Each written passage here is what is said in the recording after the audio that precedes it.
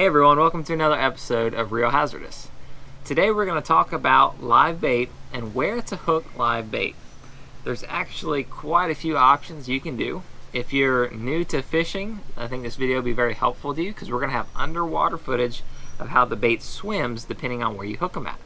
If you're more experienced but are looking for some tips or just curious how your bait actually looks while he's hooked underwater, we'll continue watching and we'll show you.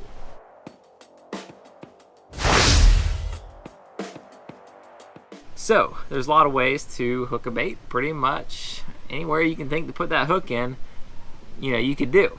But not everything works well, and depending on the situation, you may want to hook a bait differently. To start off, we'll look at the most common way that I've seen and that I do, and that's hooking a bait through the nose. The nose is a great place to hook a bait. First off, it's not a vital organ or anything. You don't want to hook your bait through an organ that kills it, right? The nose won't kill it. Also, the nose is a good hard part to hook it, so they normally don't wiggle out, and it pulls the bait straight.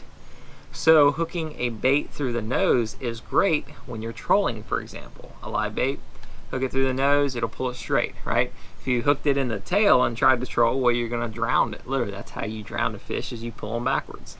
They can't breathe backwards through their gills. So that is hooking it through the nose.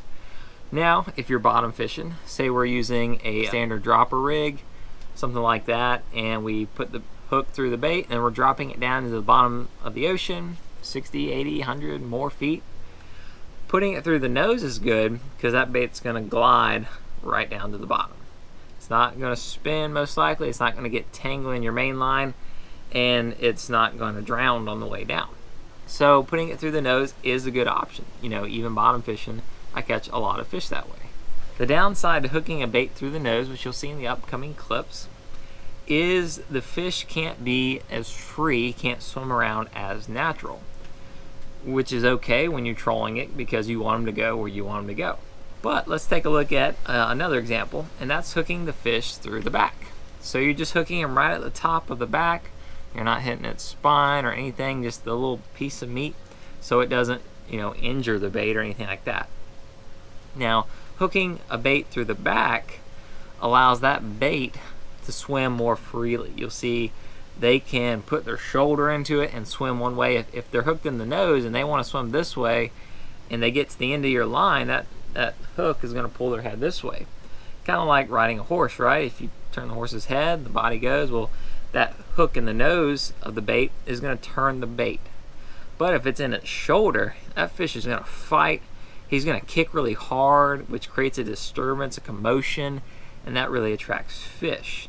Also, if you're fishing for very skittish fish or fish that can see really well, putting the bait in the back allows the fish to naturally move around, swim. If you throw out some live bait, it can swim with it. For example, when we went to Venice, Louisiana, our guide was hooking the baits in the back, throwing it out, throwing some live bait, unhooked as chum, and that's how we were catching our fish, just by hooking them in the back. It's also great when you're bottom fishing. You can let the bait down and it'll swim really naturally. Now, when you're bottom fishing, the downside to hooking into the back is you're gonna want to let your bait down a little slower. Since it's hooked in the back, if you just drop that bait on down to 100 feet, well, the fish may not, hydrodynamically go through the water. If he's in the back, he may start spinning. He can actually spin around your main line and get tangled, and then when he gets down there, he's not swimming at all. Maybe you kill him, or maybe, best case is he's tangled around your main line, and you're not going to get a very hook set because, you can't really feel the fish, the bait, the fish biting the bait as naturally.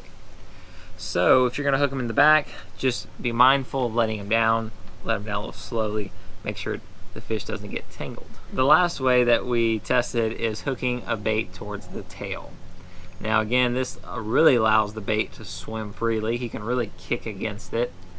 And there's actually a couple of options with the tail. You could hook it right underneath the tail, kind of by the belly, and the fish is going to want to swim down. So maybe you want to drop it to the bottom, but you want the fish to swim up. You got to get in the top of the tail, and that's going to kind of force the bait to swim up. It's going to kind of, pull them that way and makes them point them up, versus in the belly, you know, if you jerk it, it's gonna tilt them down. But it's another good way for bottom fishing.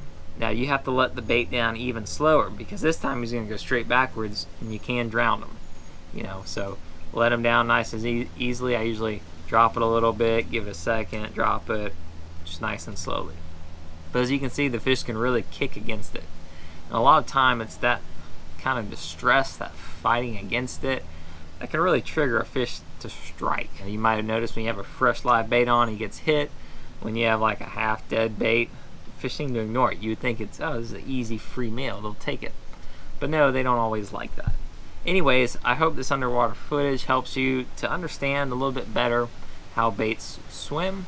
If you guys got any other questions, or maybe some tips, maybe some suggestions on when you use a different hook position when you're fishing, please comment below. I'm happy to learn. I'm sure other people would learn from your comments. If you guys got any other questions, comment away. Don't forget to like and subscribe to our channel. We got a lot of other underwater videos that will hopefully help you learn how to be a better fisherman. Thanks for watching, and we'll see you next time on Real Hazardous.